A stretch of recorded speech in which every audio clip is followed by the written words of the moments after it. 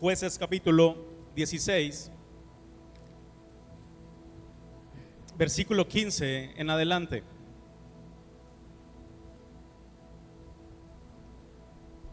Y cuando lo tengan puede decir amén.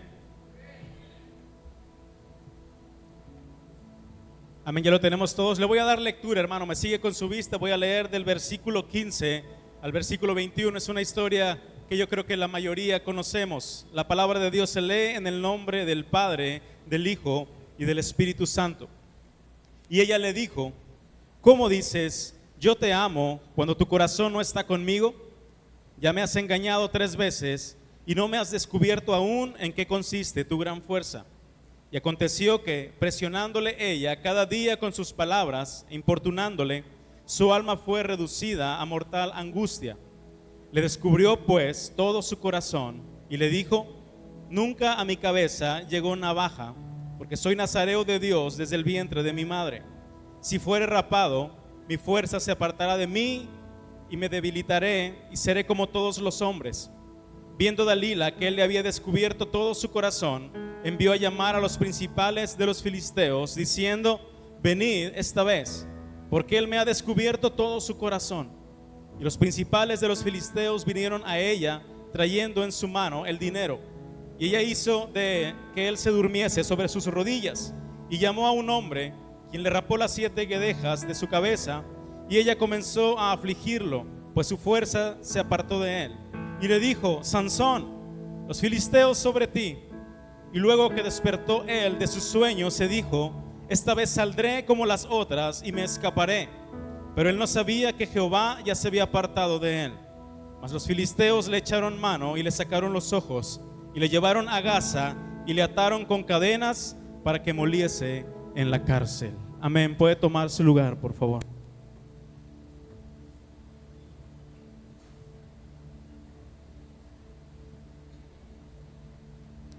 Un hombre tenía el hábito de guardar en su cartera una lista de las consecuencias del pecado.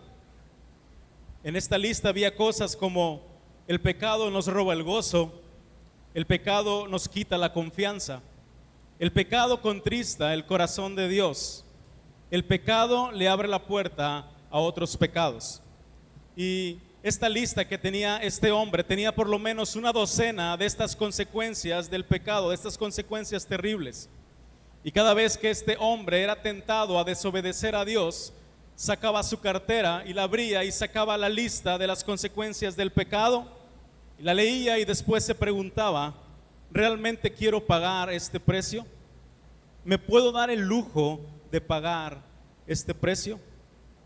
Porque el pecado es placentero, no hay duda de eso. Si no fuera así, ¿por qué nos parecería tan tentador? Satanás sabe cosas. ¿Y cuáles cosas son las que nos gustan? Satanás sabe perfectamente con qué tentaciones nos va a poner en aprietos. ¿Cuántos tenemos tentaciones? ¿Cuántos tenemos cosas de este mundo que todavía nos llaman la atención, que todavía nos gustan? Lo sabemos perfectamente y Satanás también lo sabe. Dile al que está a tu lado: Satanás lo sabe. Por ejemplo, Satanás sabe las cosas que nos van a poner entre la espada y la pared. Por ejemplo, para alguien que nunca bebió alcohol, que le ofrecieran por ahí un trago, una cerveza, no sería realmente una tentación. Si él no tiene esa inclinación o si nunca batalló con el alcohol, él tranquilamente pudiera decir: no, gracias. Y así con algunos otros pecados. Pero ¿qué tal cuando viene a nuestra vida algo con lo que estuvimos batallando con mucho tiempo? Algo con lo que el Señor ya nos liberó, pero que después viene, después de años, a tocar la puerta. Y si nos descuidamos, hermanos, podemos ver comprometida nuestra relación con Dios, nuestra comunión con Dios. Sea cual sea el tipo de pecado, debemos recordar que estos beneficios aparentemente, o estos placeres, son temporales, y que cualquier beneficio que pudiera traer, que pudiera producir el pecado, nunca podrán compararse con el costo que al final traerá a la vida de esa persona. Muchas veces las consecuencias de nuestro pecado no se ven hasta que pasan meses o años. Incluso puede haber que las consecuencias se paguen hasta otra generación, hasta la generación siguiente, y esto nos puede llegar a engañar pensando en que todo estará bien.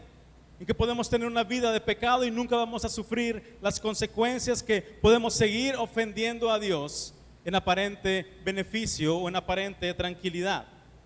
Y de lo que quiero hablar en esta mañana, hermanos, con la ayuda del Señor, es acerca de uno de los principales efectos que trae el pecado a nuestra vida, y es como una especie de anestesia.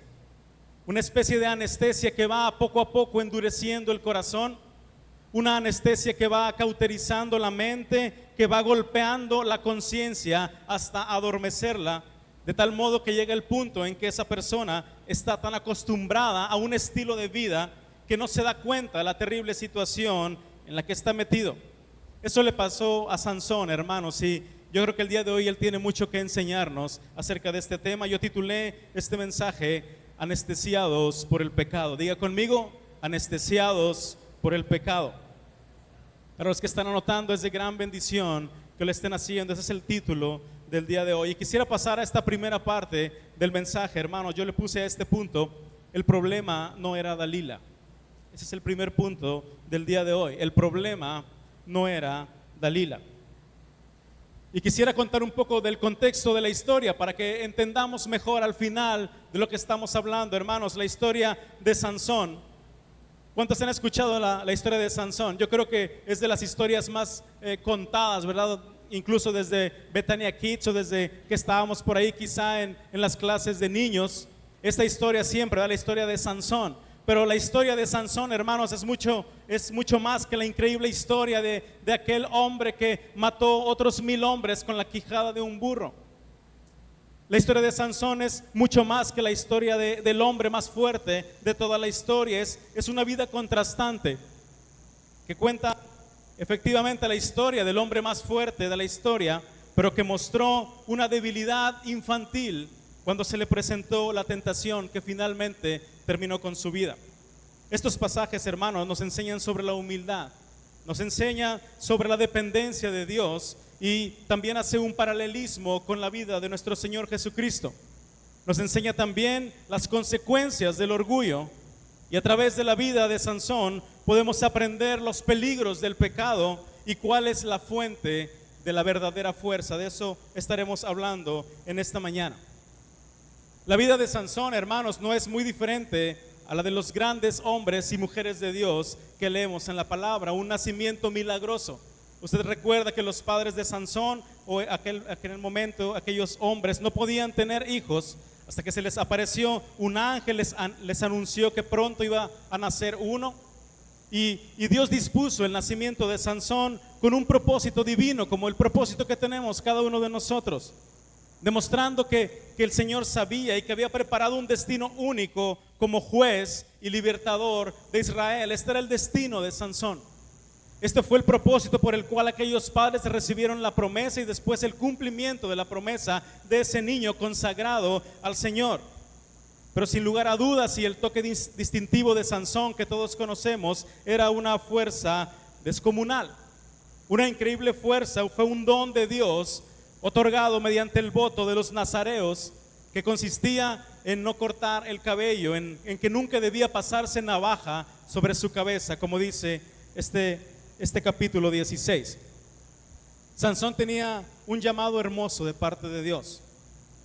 Él era parte del plan de Dios. Dios tenía un propósito con él, pero a pesar de tener el favor divino, a pesar de que era parte de la promesa y del cumplimiento de la promesa, podemos ver en el libro de los Jueces, hermanos, que Sansón siempre tuvo muchos defectos con su carácter.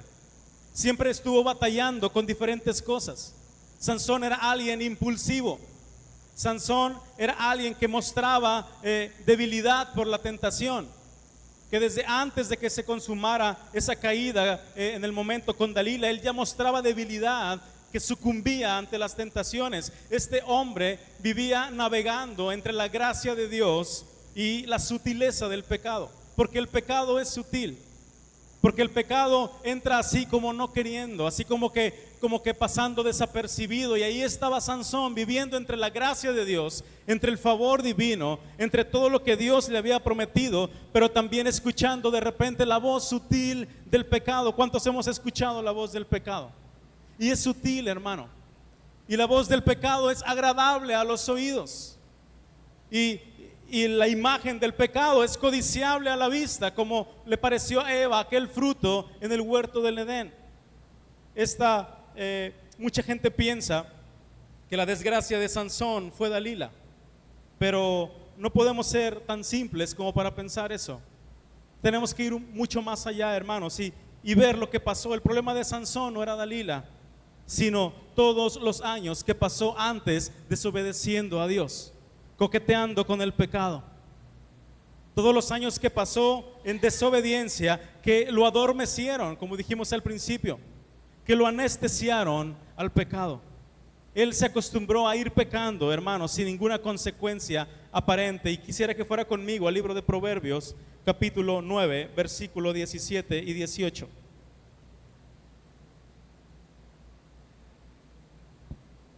Proverbios capítulo 9, versículo 17 y 18.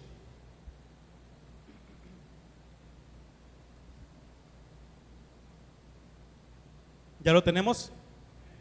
Amén. Dice, las aguas hurtadas son ¿qué? Son dulces, y el pan comido en oculto es ¿qué? Es sabroso, y no saben que allí están los muertos, que sus convidados están en lo profundo del Seol. Si las aguas hurtadas fueran amargas, ¿alguien las bebería? Si el pan comido en oculto fuera de un sabor desagradable, ¿alguien tuviera la tentación de comerlo? No, pero es dulce y es sabroso. Las aguas hurtadas y el pan comido en oculto, o sea, el pecado. El pecado es dulce, el pecado puede parecer dulce al paladar.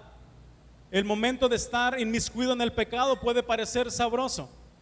Y este es el engaño que viene de parte del enemigo, porque todo mundo es feliz probando la dulzura de las aguas hurtadas. Todo mundo se deleita comiendo a escondidas el pan, ¿verdad? A escondidas de los demás, ese pan en oculto. El mundo dice, lo prohibido es lo más atractivo. ¿Cuántos han escuchado esa frase? Lo prohibido es lo más atractivo. Oye, ¿por qué? ¿Por qué te gustan los casados? ¿O por qué te gusta esto? ¿Por qué te gusta? No, es que entre más me lo prohíban, más me llama. Es que si está prohibido es atractivo para mí, porque es sabroso, porque es dulce. Porque el pecado seduce nuestra mente, hermanos, de manera que no podemos darnos cuenta de lo que está del otro lado de la moneda, porque Satanás solo nos muestra la parte atractiva del pecado.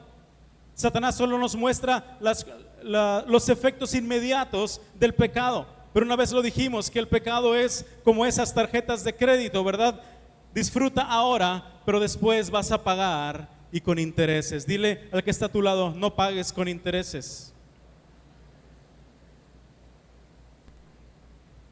Podemos ir sonriendo por la vida, hermanos, dándole rienda suelta al pecado, ofendiendo a Dios y guardando una apariencia con los demás, con las personas que nos están rodeando, comiéndonos un pan sabroso en lo oculto y solamente limpiándonos la boca cuando vamos a salir al exterior, cuando vamos a salir a dar la cara delante de los demás. ¿Cuántas personas, hermanos, habrá comiendo pan oculto, teniendo esa seducción por el pecado en lo secreto, solamente limpiándose un poco y guardando una imagen delante de los demás? ¿Cuántas personas habrá engañadas por el pecado, sucumbiendo ante la dulzura y la sabrosura del pecado y guardando una apariencia que le puede llevar a estar así durante años, hermanos? Pero esto solamente nos sirve por un tiempo. Esto solamente es temporal, hermanos, cuidando nuestra posición, cuidar nuestro prestigio, pensando tontamente que podemos vivir así sin sufrir las consecuencias. Saben, en el libro de Números, Moisés le estaba dando algunas instrucciones al pueblo y al final les dice, mas si no lo hacen, les da una advertencia, mas si no lo hacen, habrán pecado contra Jehová y deben saber que su pecado los alcanzará. Su pecado los alcanzará. Porque podemos huir del pecado por un tiempo. Podemos pensar que somos inmunes a las consecuencias. Lo hemos dicho muchas veces, aquel hombre que se siente orgulloso porque tiene 2 o 3 mujeres por ahí, 2 o 3 amores por ahí y nadie lo descubre y se siente orgulloso de eso y puede incluso presumir delante de los demás. O aquella mujer que está teniendo también algo por ahí y que se siente orgullosa porque no se le descubre. Y puede ser así con cualquier pecado, hermano. Podemos pensar, no, es que yo ya he vivido así durante muchos años, soy inmune a las consecuencias. Soy lo suficientemente listo para evitar los daños. Pero en algún momento, en el día menos pensado, nuestro pecado nos alcanzará. Nuestro pecado nos alcanzará. Es una ley de Dios y es una ley de vida. No os engañéis, que dice la palabra, Dios no puede ser burlado, dígalo fuerte, pues todo lo que el hombre sembrare, eso también segará. Es una ley de Dios y es una ley de vida. Hasta la gente del mundo lo sabe. Es que estás cosechando lo que sembraste y que estás pagando el precio de lo que un día tú estuviste haciendo en la insensibilidad de tu corazón, en la inconsciencia de tu mente. La fórmula, hermanos, para la caída de una persona se compone de dos elementos. Uno de ellos es la sutileza del pecado. Ese es uno de los elementos para la fórmula de la caída de un hombre o de una mujer, la sutileza del pecado, pero también, por otro lado, el descuido de la comunión con Dios. Si no se dan estos dos elementos, una persona no caerá. Puede haber tentaciones. ¿Cuántos tenemos tentaciones? Nada más 2 o 3, gloria a Dios, que esta iglesia no es tentada. Todos tenemos tentaciones, ¿verdad? A lo mejor usted tuvo la tentación de no levantar la mano. Esa también es una tentación. Todos somos tentados, hermanos. La sutileza del pecado siempre va a tocar a nuestra puerta. ¿Y sabe de qué manera va a tocar? De la manera que a nosotros nos gusta, a nuestra carne nos gusta. Para aquel que está tratando de dejar el vicio, ¿qué cree que le va a pasar? ¿A cuánto les invitan todavía a tomar, a fumar, a drogarse? Las personas que no le invitaban ahora hasta le invitan. Yo te invito, no te preocupes, aunque no traigas dinero. Aquel que no disparaba, ¿verdad?, ni en defensa propia, ahora le invita. Yo te invito, no te preocupes. Aquel varón o aquella persona que nunca le llegaba algún mensaje, ahora le empiezan a llegar. Ahora empezamos a escuchar la sutileza del pecado. Ahora empezamos a navegar y empezar a decir como la vida de Sansón, navegando entre la gracia de Dios y la sutileza del pecado. Y así viene a nuestra vida. Pero nada pasará, pero no habrá una caída si antes no hay un descuido de la comunión con Dios. Si alguien está firme, lo que hemos hablado, lo que se nos ha estado hablando acerca de la firmeza, acerca de ese arraigo, acerca de esa sobreedificación en un lugar estable en Cristo Jesús, que es lo que hemos estado hablando en los grupos familiares. Si alguien está firme, puede venir cualquier tentación, puede venir cualquier pecado a tocar la puerta y esa persona no va a caer, porque como aquella casa, ¿verdad?, del hombre prudente que edificó su casa ¿sobre qué? Sobre la roca, y vinieron vientos y pegó la tormenta y pegó la lluvia y esa casa no cayó porque estaba construida sobre la roca. Pero alguien que cayó indiscutiblemente ha descuidado su relación con Dios. Y por eso decimos, hermanos, que el problema de Sansón no era Dalila. Ella solamente fue el último clavo en el ataúd de Sansón. Dalila solamente fue la cereza de un pastel que el enemigo ya venía horneando desde hace mucho tiempo. El problema no fue la cerveza que te ofrecieron. El problema no fue ese mensaje cariñoso que te llegó. El problema es que nos acostumbramos a pecar porque creemos que podemos manejar el pecado a nuestra conveniencia. Porque pensamos que podemos manejar una doble vida. El problema es que por más que nos dicen que sin oración y sin lectura nuestra vida espiritual morirá, ya nos dimos cuenta que aunque no lea, no ore y no ayune, todavía puedo seguirme llamando cristiano. Ese es un engaño. ¿Cuántas veces lo ha dicho el pastor y lo hemos dicho aquí desde este lugar? ¿Cuántas veces le ha dicho su líder, hermanos, tenemos que leer la palabra? Leer la palabra. ¿Cuánto les pidieron sus capítulos ayer? Pregúntale al que está a tu lado, ¿cuántos reportaste ahora? ¿Más que la semana pasada o menos? ¿Qué pasó? El problema es que por más que se nos dice que tenemos que orar, que tenemos que leer, que tenemos que buscar del Señor, como que nuestra vida ya se dio cuenta que como no hay manera en que comprueben si yo oro, no hay manera en que comprueben si yo estoy leyendo tantos capítulos, no hay manera en que comprueben si yo en mi casa me encierro en mi cuarto y busco de la presencia de Dios, entonces puedo mantener una imagen delante de los demás. Todavía me puedo seguir llamando cristiano aunque no haga nada que hacen los cristianos. El problema es que ya me acostumbré a decirle a mi líder que leí 30 capítulos, aunque no haya abierto la Biblia en toda la semana. El problema, hermanos, es que ya nos acostumbramos a estar lejos de Dios. Empezamos a vivir lejos de la presencia de Dios. Pero sabe que después viene como una arrogancia al corazón. Y cuando nos vemos en aprietos, sacamos nuestras credenciales. No, es que yo soy nación santa, soy un linaje escogido, soy un real sacerdocio para nuestro Dios. Y nos hacemos muy religiosos y empezamos a sacar nuestras credenciales. ¿Saben por qué? Porque nos gusta acostumbrarnos a la vida del llamado, pero poco sabemos de la entrega y de la sumisión al Señor. Quisiera que vaya conmigo ahí mismo donde estábamos, al libro de los Jueces, capítulo 16, versículo 20.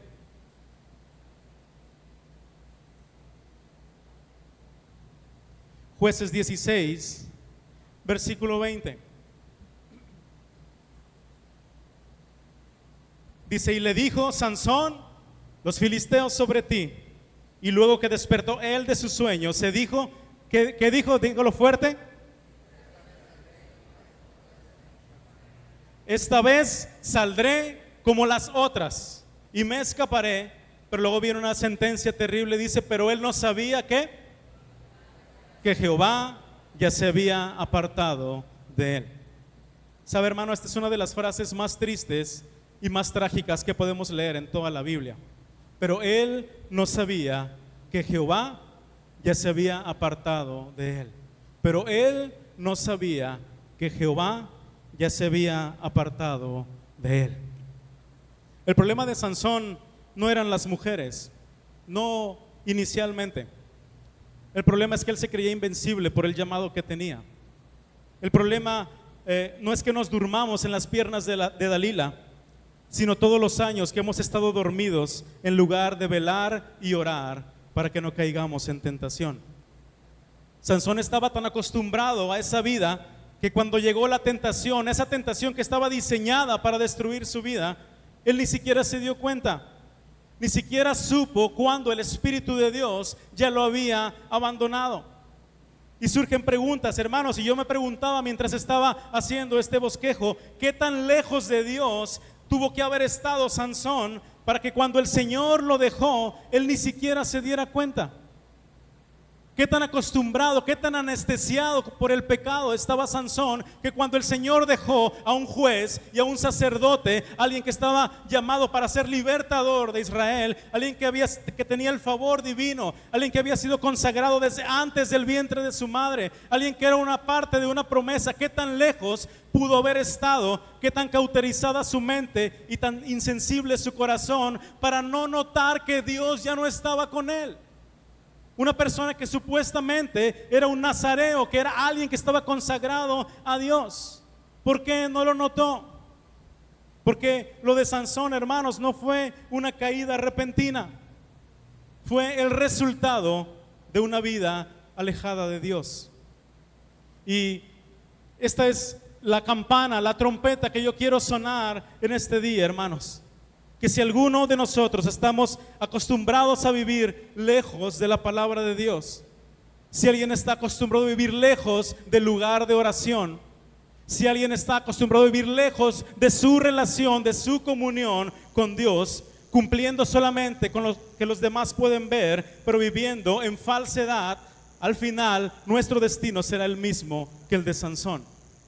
Eso es de lo que quiero hablarte en esta mañana.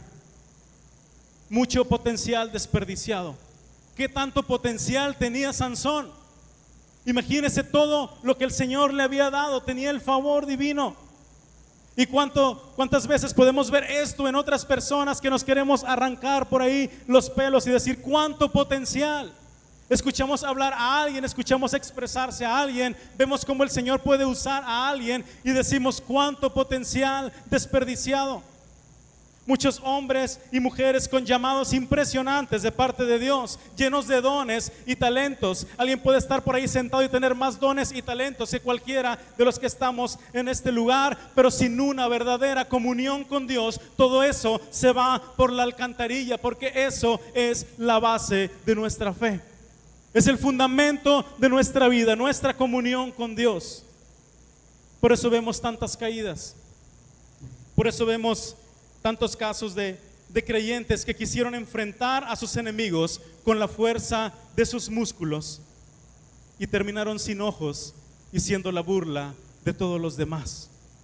Porque dijeron, mientras estaban durmiendo en las piernas de Dalila, alguien les gritó: los filisteos contra ti. Y pensaron, otra vez saldré y haré lo mismo que hago siempre. Otra vez saldré y haré lo que hacía hace 5 o 10 años. Porque me acuerdo cuando compartía, porque me acuerdo cuando servía, porque me acuerdo cuando enseñaba, porque me acuerdo cuando predicaba. Y mientras dormíamos en las piernas de Dalila, alguien nos gritó: los filisteos contra ti. Y quisimos salir a ejercer ese poder que tuvimos por la gracia de Dios hace muchos años, hace mucho tiempo, cuando no descuidamos nuestra relación con Dios, pero nunca se dieron cuenta que el Espíritu de Dios ya los había abandonado. Y nos acostumbramos a vivir así. Y quisiera entrar en esta última parte, hermanos. Quisiera que vaya conmigo ahí mismo al versículo 17, Jueces 16, versículo 17.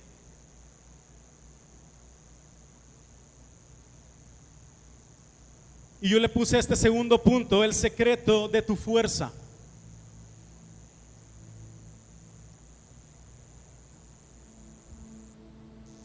El secreto de tu fuerza. Jueces 16, versículo 17. Dice: le descubrió pues todo su corazón y le dijo: nunca a mi cabeza llegó navaja, porque soy ¿qué? Nazareo de Dios desde el vientre de mi madre. Si fuere rapado, mi fuerza se apartará de mí y me debilitaré y seré como todos los hombres. Aunque su fuerza era un regalo divino, Sansón comenzó a confiar más en su propia fuerza que en la fuerza de Dios. Y esto puede ocurrir con el pasar de los años en el camino de la fe. Tantas veces hemos caído en el engaño de confiar más en nuestra propia fuerza que en la fuerza que nos da la presencia de Dios. Y esto empezó a pasar con Sansón. Sansón no debió haber dicho: el secreto de mi fuerza está en mi cabello. Él tuvo que haber dicho: mi fuerza viene de mi comunión con Dios.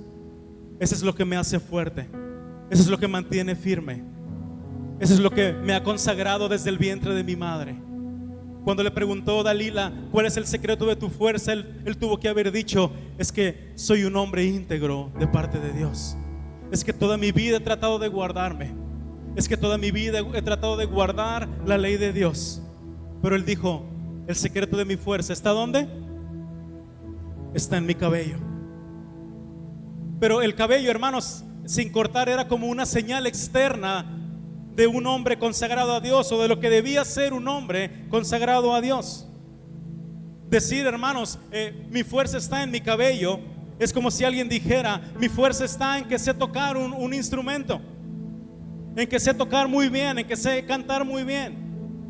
Es como si alguien dijera: mi fuerza está en que yo sé enseñar, en que alguien sabe predicar, en que yo sé evangelizar muy bien. Eso es como estar presumiendo las guedejas. Eso es como estar diciendo: no, nunca me he cortado el cabello. Ese es el secreto de mi fuerza, en que tomo un micrófono y algo pasa, en que empiezo a enseñar y la gente se deslumbra, en que empiezo a cantar y entonces el Espíritu de Dios empieza a mover. Eso es decir, mi fuerza está en mi cabello. Pero por el contrario, hermanos, todo lo mucho o poco que podamos hacer para Dios solamente es la evidencia externa. Detrás de todo eso debería haber hombres y mujeres consagrados a Dios. Detrás de todo maestro, detrás de todo predicador, detrás de todo pastor, detrás de todo levita, detrás de todo servidor, tiene que haber hombres y mujeres consagrados a Dios. ¿Cuántos dicen amén? Tiene que haber hombres que se consagren a Él, mujeres temerosas de Dios, hombres que se guardan del pecado, mujeres que se guardan de la tentación, hombres que le buscan de rodillas, mujeres que claman, que lloran en su casa, hombres que se sumergen en la palabra de Dios, hombres y mujeres temerosos de Dios. Presumir lo que hacemos en la obra de Dios puede ser tan superficial como el cabello largo de Sansón.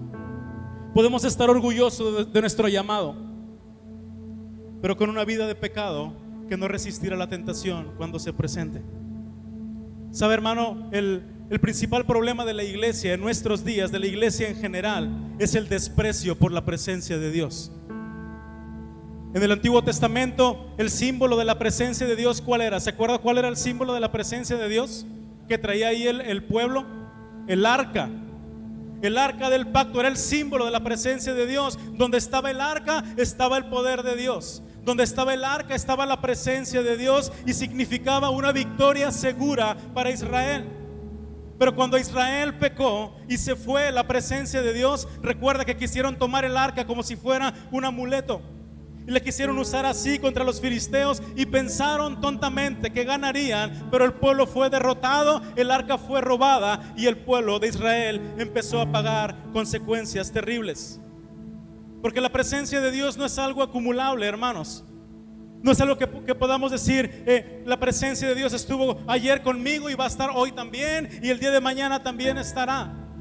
La palabra de Dios es clara y nos muestra que cuando hay pecado dentro de nosotros, la unción del Espíritu Santo se va, la presencia de Dios se va. Los dones son irrevocables. Escuche esto, los dones son irrevocables, pero la presencia de Dios solamente está contigo cuando vives en santidad, cuando vives en integridad. Por eso los dones nos engañan, porque hay una promesa y dice: los dones son ¿qué? Dígalo fuerte: irrevocables. Por eso hay tantos cantantes en pecado que todavía cantan hermoso. Por eso hay tantos predicadores en pecado que siguen deslumbrando a los demás con sus predicaciones. Por eso puede haber pastores en pecado con unas mega iglesias. ¿Por qué? Porque los dones son irrevocables. Los dones ahí están, es un regalo de Dios, pero eso no indica que la presencia de Dios esté ahí. Eso no indica que el Espíritu de Dios esté ahí. Cuando David pecó con Betsabé, todavía era rey, todavía estaba lleno de lujos, todavía estaba lleno de privilegios, no había sido quitado de su trono, pero él había perdido la presencia de Dios. Por eso David escribió varios salmos que decía, me quiero morir, y deseaba su muerte, porque él sabía que Dios lo había dejado, que la presencia de Dios lo había dejado. Por eso lloraba y decía: no quites de mí ¿qué? Tu Santo Espíritu. No quites de mí tu Santo Espíritu. Era el rey más poderoso. Tenía todo bajo sus pies, tenía todos los lujos, tenía todos los dones, tenía todo. Un hombre que era conforme al corazón de Dios, pero que se lamentó cuando pecó con Betsabé y le dijo: no quites de mí tu Santo Espíritu, porque me muero, porque me muero. No hay cosa más terrible para una persona que perder la presencia de Dios. Quizá para un inconverso, hermanos, para alguien que no conoce a Dios, no sepa de qué estamos hablando. Quizá para alguien inconverso no significa mucho esto, pero para alguien que ha probado el amor de Dios, pero para alguien que ha experimentado el poder de Dios, alguien que alguna vez sintió la presencia del Espíritu Santo, alguien que ya ha gozado de las promesas de Dios, que ha sentido el abrazo de ese Dios omnipotente, y de repente falla y se aparta del camino, no hay cosa más horrible que verse abandonado por Dios. No hay peor cosa que perder la presencia de Dios. Hoy la iglesia cristiana global está en eventos, está en shows, está siendo engañada por charlatanes que hablan cuanta cosa y confunden a tantas personas, faltas de doctrina. Pero hay una urgente necesidad, hermanos, de que la iglesia regrese al lugar secreto de la oración. Hay una urgente necesidad de que regresemos al lugar secreto de la comunión con Dios. La iglesia necesita volver a oír la voz de Dios como en la antigüedad. ¿Cuántos dicen amén? Si nosotros queremos conocer a Dios, Dios no está en la superficie, hermanos. Dios no está en la superficie, Dios no está en la orilla. Para conocer al Señor tenemos que sumergirnos en su presencia. Tenemos que pagar el precio. La orilla es para que se bañen los niños. Los hombres y mujeres que quieren ir más allá con el Señor tienen que meterse a las profundidades de Dios, tienen que buscarle, tienen que encerrarle, tienen que guardarse, tienen que consagrarse para el Señor, tienen que pagar el precio, tienen que abrir su Biblia, tienen que doblar sus rodillas, tienen que sensibilizar su oído, tienen que sensibilizar su corazón para volver a oír la voz de Dios. Si no, se está fraguando, se está cocinando nuestra caída. Si no, solamente es cuestión de tiempo para que nuestro pecado nos alcance, para que un día que estemos dormidos, como hemos estado quizá durante tantos tiempos, alguien venga y nos grite que ahí vienen los filisteos y querramos usar la unción que el Señor nos había dado hace 3 o 4 años. Y queremos usar solamente Filipenses 4:13 y Juan 3:16, los únicos versículos que no sabemos desde hace 20 años, y los seguimos usando. Y ahí nos quedamos.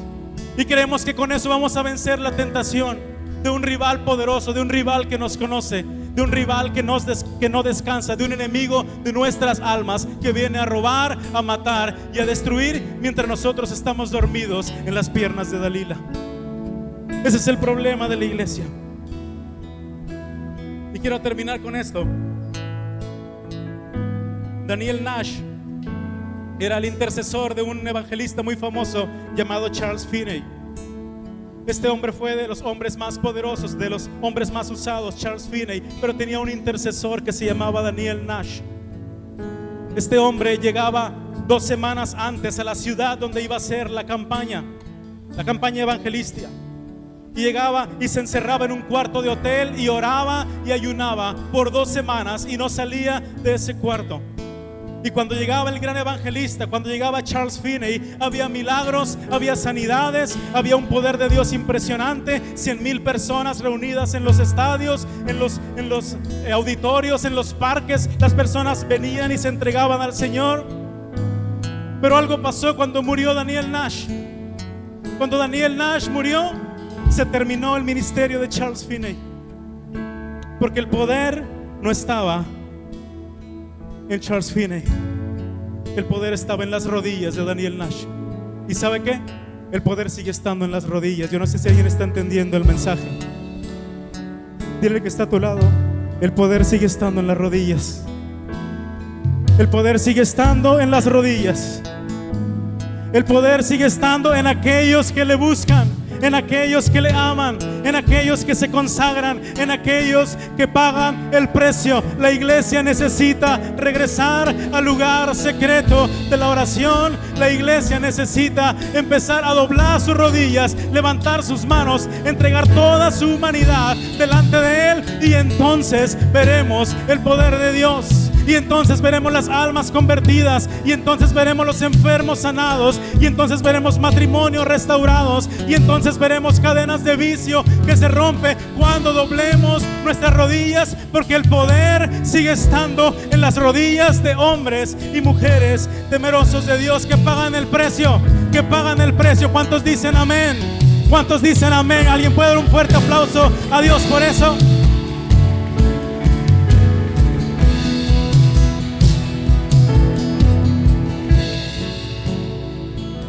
Pero eso ya no está de moda. Difícilmente encontraremos un mensaje así en los videos cortos que vemos en Instagram o en TikTok o en Facebook. Difícilmente alguien nos va a hablar de esa manera, porque eso ya no está de moda. Eso no saca likes, eso no aumenta las vistas. Eso ya no está de moda. ¿Sabe? El otro día me dijo un amigo de otra iglesia: es que ustedes tienen, o sea, lo que ustedes hacen está bien, pero ustedes, yo los he escuchado y los he visto, y como que tienen un estilo anticuado. Predican mensajes muy religiosos, como que se quedaron en el estilo de hace 50 años, de hace 40 años, con mensajes del pasado. Pero podemos ver, hermanos, que no. Ese mensaje sigue estando aquí. Sin santidad, nadie verá al Señor. El mensaje sigue siendo el mismo. El mensaje sigue siendo el mismo. Sin santidad nadie verá al Señor. El día que lo quiten de la Biblia, lo dejamos de predicar. Pero mientras esté escrito, vamos a estar diciendo: sin santidad nadie verá al Señor. Porque la Biblia no es antigua ni es moderna, es eterna. Es eterna y su palabra permanece para siempre. Y la misma consagración que el Señor pedía en el pasado es la que sigue pidiendo para sus hijos. Ese es el secreto de tu fuerza. Ese es el secreto de nuestra fuerza. Póngase de pie, por favor. Póngase de pie. Póngase de pie y cierre sus ojos.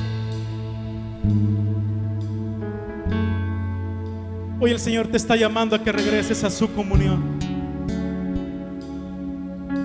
Hoy el Señor está sonando una campana, está sonando una trompeta, para aquellos que están dormidos en las piernas de Dalila puedan